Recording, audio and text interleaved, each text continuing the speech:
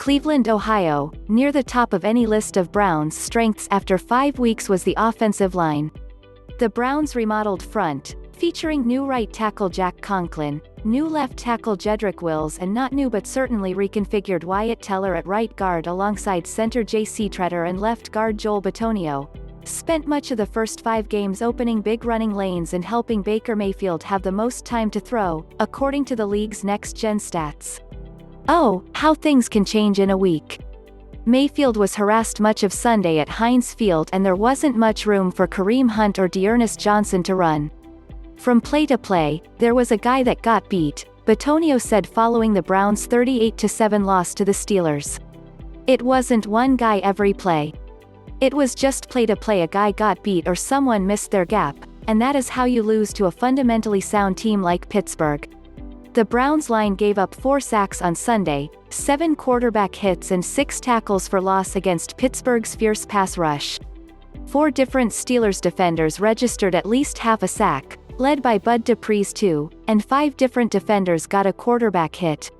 Meanwhile, the Browns rushed for just 75 yards, 19 of which came from Dontrell Hilliard halfway through playing out the string in the fourth quarter.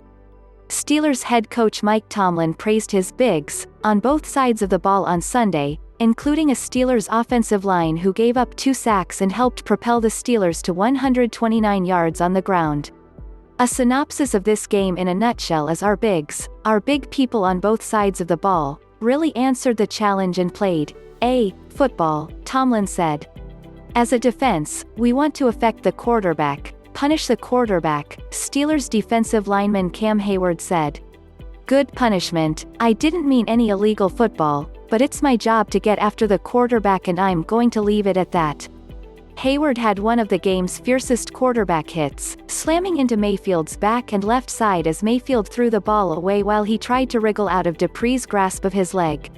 Mayfield struggled much of the day with the pressure, in part due to the rib injury he was fighting through suffered in last week's win over the Colts. We don't really think about hurting a player, Dupree said. We just got out and we hit him a couple of times, and we know he's hurting, but we don't intentionally go in and hurt somebody.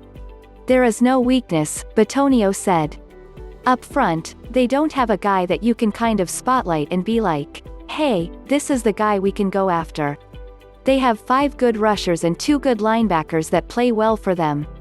They have good blitz packages. They won their one-on-ones today when they had an opportunity.